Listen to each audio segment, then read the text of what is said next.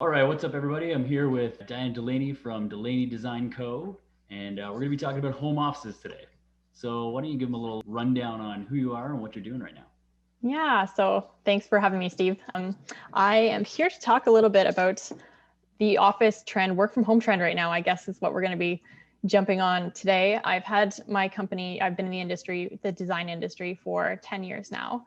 And so I've seen a lot of transition, especially over the last year, as you all can imagine, with the whole work from home situation. Everybody suddenly being told you're not coming back to the office, figure out how to work from your existing space with a pile of distractions and no formal setup. So it's been pretty interesting doing consults, and it's actually been a fun challenge. So hopefully I can help everyone here out a little bit with some tips and tricks on what to do to maximize functionality and start with wherever they are at without having to do too much. Right on. Well, yeah, I know for me, I just actually switched my office from where it was originally in kind of the smaller space into a bigger space where I'm trying to figure out how to turn it into sort of a gym slash office slash storage place or somewhere to film and that kind of stuff. So I know that a lot of people maybe didn't necessarily have a dedicated office space prior to. So have you seen anybody using unconventional spaces as office areas? Well, I think one of the most popular probably is your kitchen island or dining table has been the pretty popular for most people, or the use of multifunctional spaces. So like you said, kind of, okay, I made a space now, because some people have been able to transition a little bit, clear out a room or a space that they didn't have before or didn't think of using before, and using that as a slash like gym slash office slash whatever spare bedroom. And so I've seen a lot of transition that way, or making, maybe somebody had like a condo with a den space that was just kind of like an extra reading nook, and now that has to be used as office space. So figuring out, really kind of getting down to the nitty gritty about what kind of storage do I need? Like, what do I need time away from? What do I need space for? Do I need sound quality? Do I need quiet sometimes? Do I need to keep an eye on my kids? Maybe you need to like set up a little office space for them in your office to make sure they're occupied and you can keep an eye on them. So there's been a lot of fun challenges, and storage is probably one of the big ones. Yeah. When you're doing that multi-use space.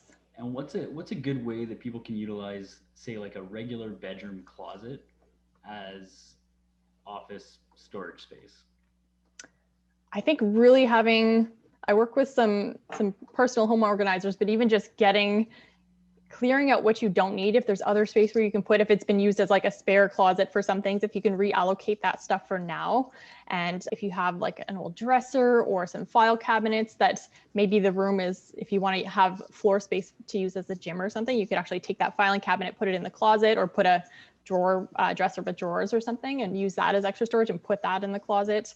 There's also like really cool hanging things, IKEA, not that they do have a lot of great storage options, not that I'm promoting them necessarily, but they do have a lot of small space living stuff. So that's a really great place to start for cool, unique options that are pretty cost effective.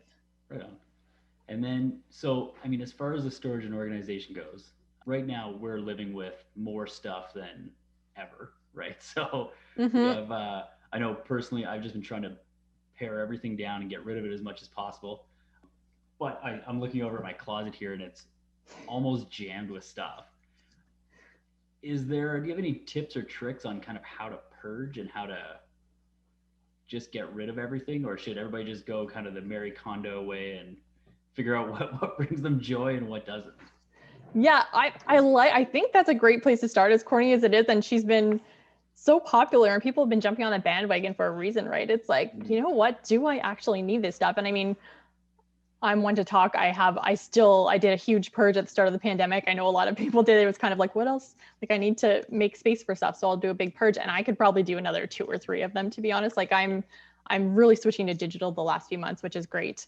Has been great for my need to like keep things. And then when it's digitally stored, I don't have to like physically deal with it. So that's exactly, it's kind of a huge, as long as you can keep your digital files organized. So that's kind of my project right now, to make sure that doesn't get too cluttered. But I know there's a huge trend towards more options online, like keeping digital files and keeping that stuff organized so you don't have to keep physical papers. And then in terms of just purging in general, going through things, and don't do it all at the same time. Like focus on maybe just your accounting things one day, or like what is some extra mail that I haven't really opened but I've been hanging on to in case, or I need to go back to that. Spend like one day a week just attacking one thing at a time.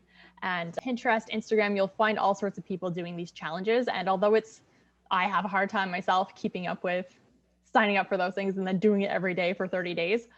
I'm not a great challenge person like that, but doing a little bit, just giving yourself permission to just try it a little bit and do it on your own time, I think goes a really long way to getting rid of a lot of that stuff. And then you can say, what do I need in my immediate space right now? What's really important to me to get my job done? Yeah. And only having the necessities on your desk. Because again, you don't want to be taking out your computer each day and having like a bunch of too much office stuff. If you are working on like an island or a temporary space, you want to make sure that you only have the essentials. So you're not leaving out too much clutter at the end of the day too. You don't have to take a bunch of stuff out and pack a bunch of stuff away. Right. You don't want to have to clean your entire kitchen before you start doing your office work in the morning. Yeah, exactly. And that's been the big, so I've been really highly recommending having like, is there a console that you could add to your kitchen area that you could just lightly have that laptop tucked away in a notebook and a pen? It's always there. If you need something else, go get it. But even just your current files, 2 or 3 files, your computer, your mouse, and you can just kind of slide it in like an open shelf or a little thing that you can tuck away at the end of the night. If that's your only option, that's a great place to start. So you're not, having all of those other things out. That's definitely good. Yeah. And then so that's kind of the nuts and bolts of what you need in your office space.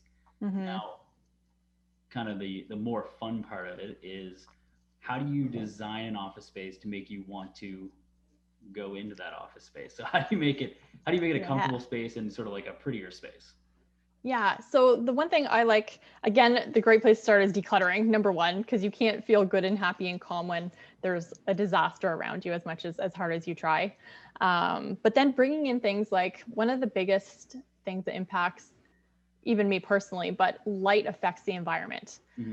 So if there's somewhere you can work where there's some kind of natural light, if not a lot of natural light during the day, that's going to help you feel a little bit more energized and awake and motivated to stay at your desk a little bit longer. Sometimes it sounds counterintuitive, but a lot of the time you're at your desk all day, and if you don't get that natural sunlight, you just kind of you're not as motivated, right? So if you can get somewhere where there's a bit of daylight, a little bit of sunshine, strategically place your workspace around that, that would be a great place to start. And then again, layering in additional light fixtures. So have a desk lamp, or bring in, if you're working again at the island or somewhere that's kind of obscure in your home, you're tucked into a corner, do you have a diffuser with a little light on it, or some kind of, you can get mood lights and stuff, just to kind of bring that sunshine and wake you up a little bit. And also it really makes it feel a lot cozier when you add that little tiny bit of warm light around you when you're working.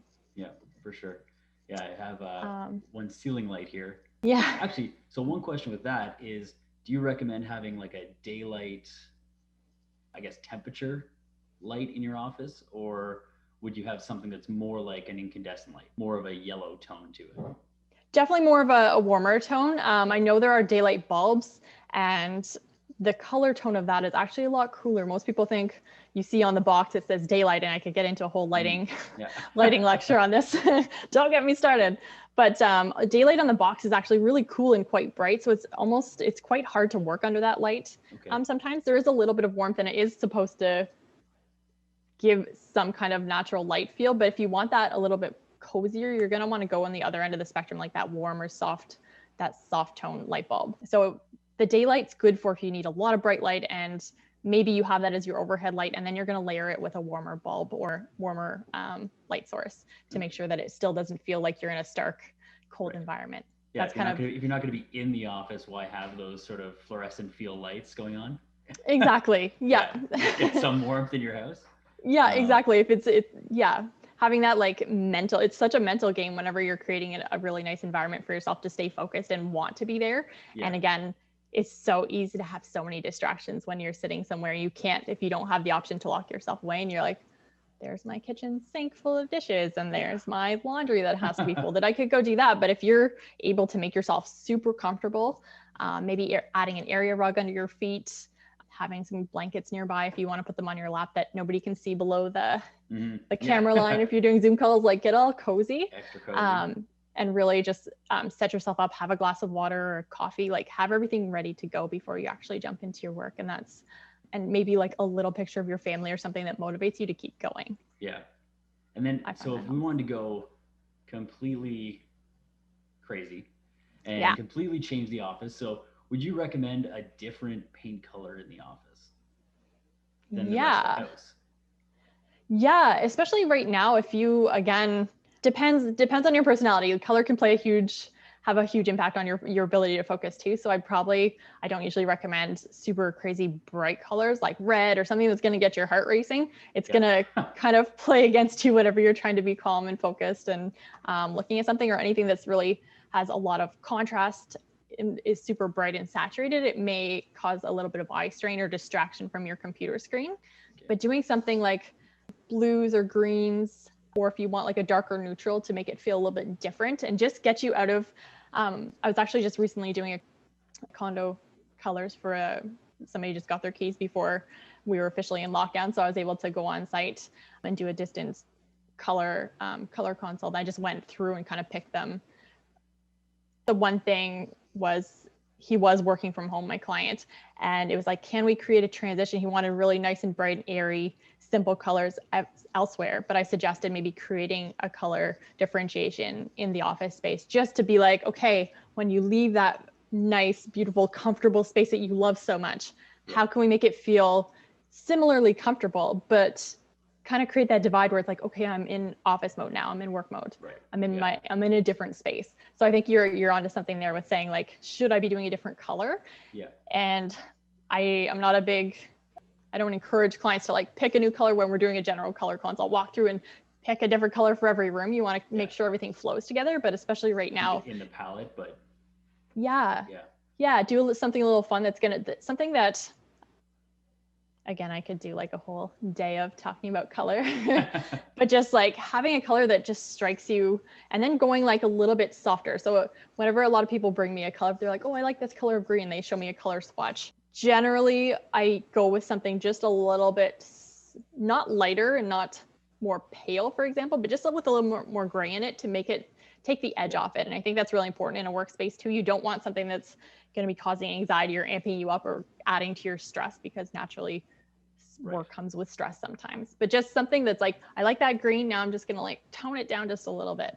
And that's probably something that's going to, if you're drawn to that color palette, that's going to feel really good while you're in your space and make you feel good. So I suggest go with your gut with color selection, and then go down one step. That's kind of the easiest way to describe it. That's good advice. Because I know there's been tons of times that we've put color on the walls and all of a sudden we're like, oh wow, that's a little darker than what we were expecting. It took a lot of years of practice. It's like either too dark or too bright. It's like, I like this, and I always recommend, just cool. I can work with that, but I see what you're drawn to in that color.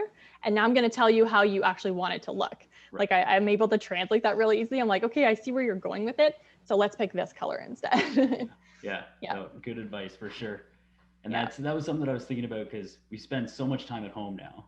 Whereas, like personally with my job, I'd be out and running around and hanging out at an office and, in and out of restaurants and that sort of thing. So you never really notice how much time you spend in the same color walls. And that's kind of what made me think about that is, I might have to change the color in here just to shift me from home mode into work mode. But 100%. And I've been working in small spaces. I used to have an allocated office, and when I moved up to the city a few years ago, I've been in spaces that I've had to do multifunction. Obviously, like that's my sofa behind me. So I'm working I kind of create dining room work zones in my spaces, and I make sure there's lots of storage, make sure it's easy to put everything away at the end of the day.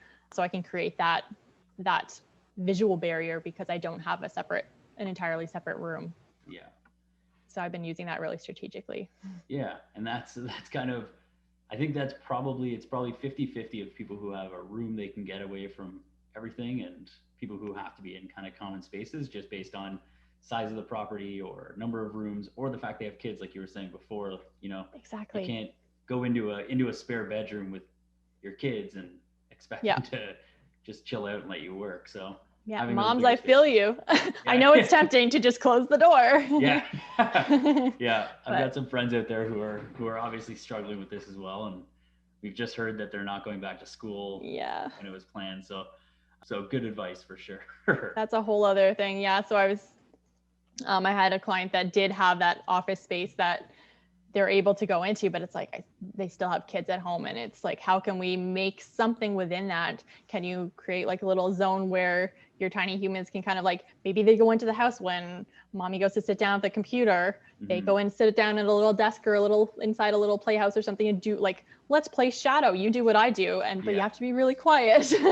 But creating those little zones so that they can, to help maximize your productivity. And it's hard, and I know it's almost impossible. And that's just me from the outside looking in, but my job is to kind of, what is the best case scenario we can give you? And like, what are those options we can provide you with? For sure. Yeah. And then when it comes to design, what other elements should you be bringing into an office space that'll sort of help you with productivity or just help you enjoy the space a little bit more? Should you bring in plants? Should you bring in other things that are maybe a distraction, but also just enjoyable to look at? Yeah.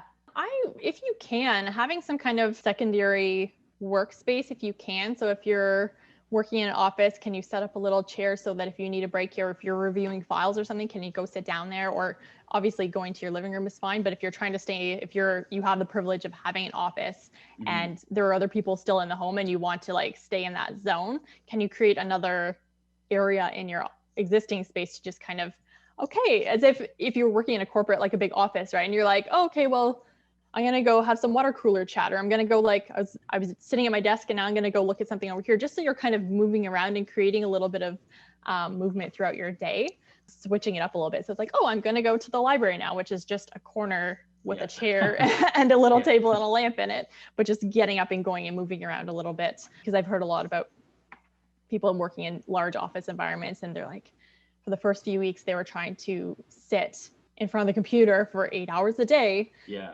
And it's like, I have to focus because I'm being paid and I need to be here. But then they really thought about their day-to-day life in an office environment. It's like, oh, well, at 10 o'clock, we would all meet up. Everybody on the thing would go meet up and go for coffee and talk about a project we're all working on. And then we'd kind of like, there's like lunchtime, and then there's like this break in the afternoon, and we kind of go for a walk, or like I could do one-on-one chats with people. So they're really missing that human connection, but also they were starting to realize how often they're actually not just sitting at their desk, not moving, right?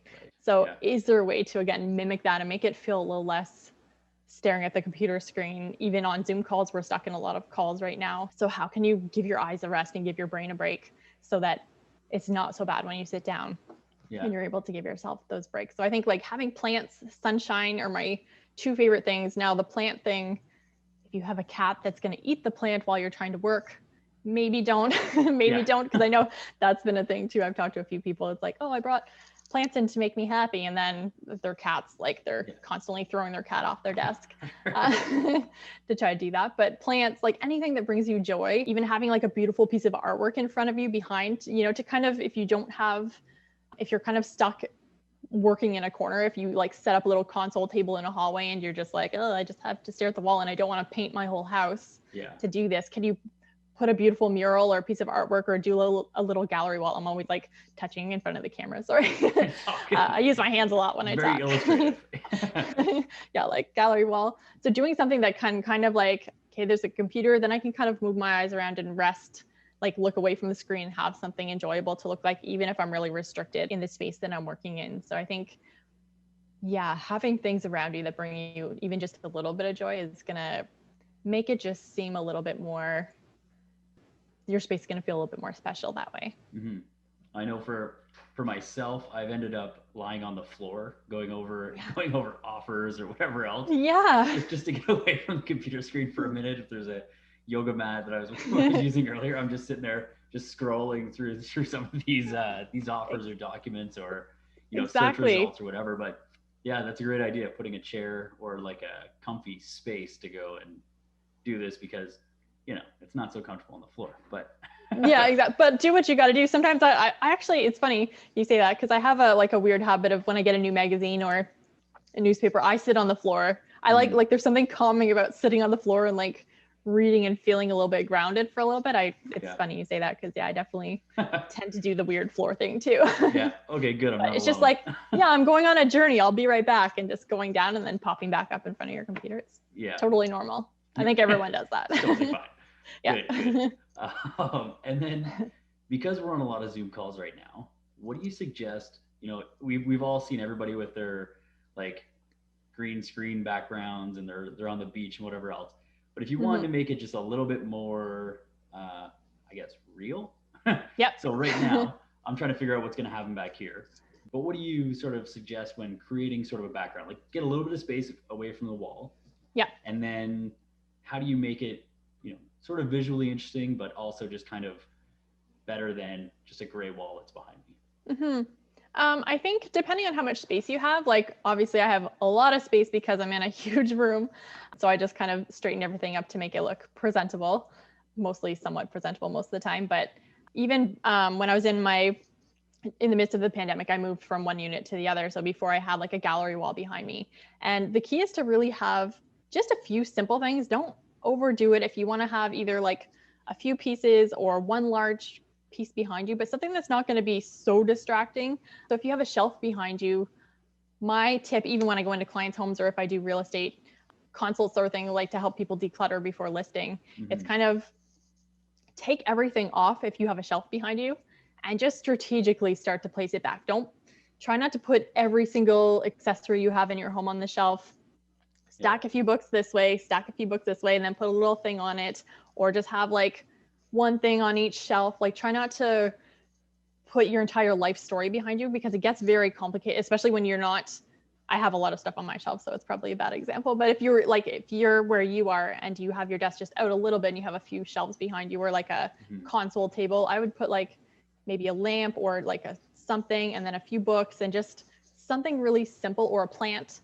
So usually you group things in, either have singles or in groups of 3 to create little things. But so maybe like books on the one side with something, and then like a plant on the other side. So keep it really nice and simple, so that you want to look professional, you want to look nice, but you don't want it to look like super distracting, because everybody's also on with different backgrounds, right? So if you have too much stuff going on, it makes it a little bit too busy to focus for other people. Yeah. So make it more interesting and less storage space. Yes, exactly. Exactly. And that's kind of the bigger thing. That's a great synopsis for that. So make it less is more, and just make sure it doesn't look like you're storing all of your items, like you're using it as an actual shelf. If you want to look professional, take everything off and just put a few strategic things on there.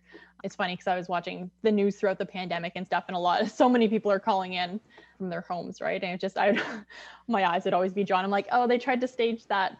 At least they were like organized. They saw what they needed to take down, and there's little vignettes everywhere. So, but yeah, keeping it less is more for sure whenever you're trying to figure that out. Right on. Yeah. Well, and what do you see kind of moving forward with, obviously, I think work from home is here to stay. Yeah. For the time being, at least, and probably into the near future. What do you kind of see happening in offices as people sort of get to the point of this is permanent, or this is going to be sort of a more permanent thing than we all thought at the beginning of this? Yes. So the kitchen table may not be the thing you want to work at for the next 2 years. So what do you think that home offices are going to look like as we move forward?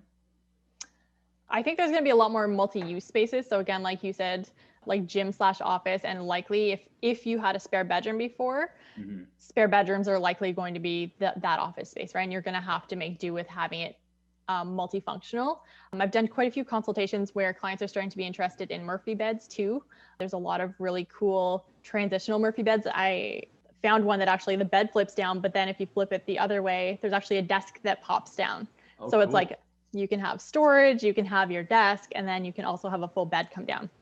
That kind of blew my mind, actually. I was like, actually, that's really super cool. So again, really the key to that though is making sure that your day-to-day stuff is really simple. So you could build in a cabinet where all your desk stuff goes in there each day. You don't want to have so much clutter that you can't fold that desk up when you need to. But the cool thing about that, the majority of the time you could leave it down, likely. You're going to be able to use it as a workspace. And then, when we can actually see people and have visitors again. I was going to say, who's actually using a spare room as a spare room right now? And I think that's why the transition has probably been so easy. Yeah. Everybody's just like, well, grandma's not coming now. So I'll tuck the bed away here and put a desk in there. And yeah. But Murphy beds, again, I think sofa beds are probably going to make a huge comeback just because the need to have, like, people did a lot of transitioning into smaller spaces. And actually, what are you finding in the real estate industry? Because I think it was you that posted something recently too about people actually having bigger, going back to, obviously they're moving out of the cities. There's been a huge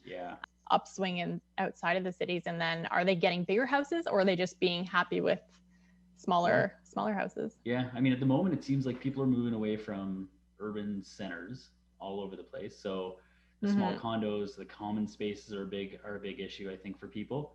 And they're wanting to move out to somewhere that has at least a yard or some kind of outdoor space and some sort of indoor space where you can kind of escape your family, significant other, or whatever for a little bit, for either work purposes or whatever else. Because a lot of the condos that have been built in the last, I don't know, 5-10 years are on the smaller side. And the goal was to live in the condo, like you eat and sleep in the condo, and live in the whole building, right? So your gym is outside of that. Your common spaces, all the common spaces, right? So you might be going to a pool, you might be going to a backyard barbecue or rooftop, whatever, and nobody's doing that right now.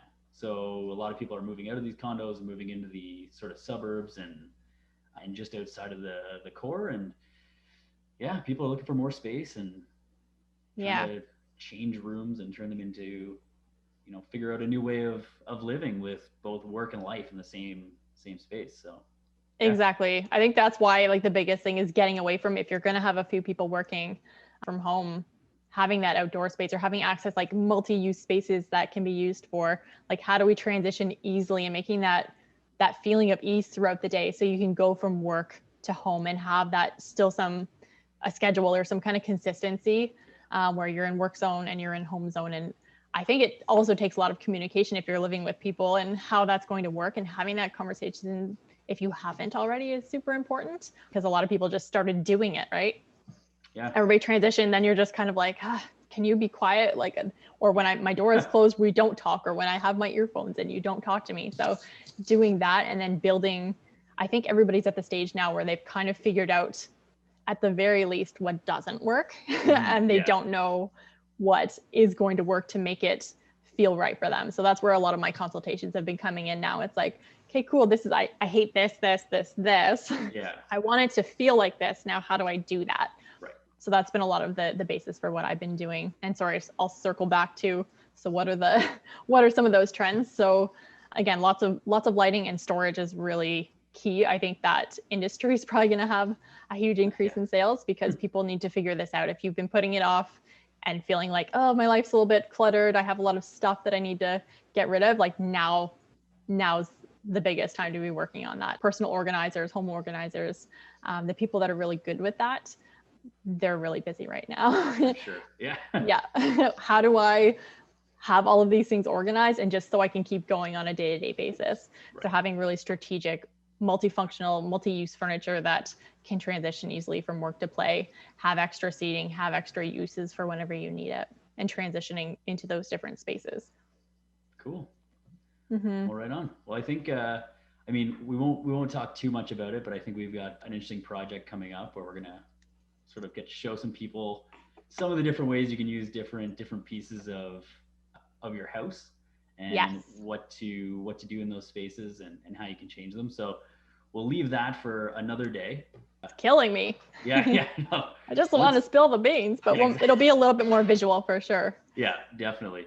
But thanks for doing this call, and we'll get it out there and start helping some people. All right. I'm excited. Thanks for having me, Steve. Thanks, Dana. We'll talk to you soon. Bye. Bye.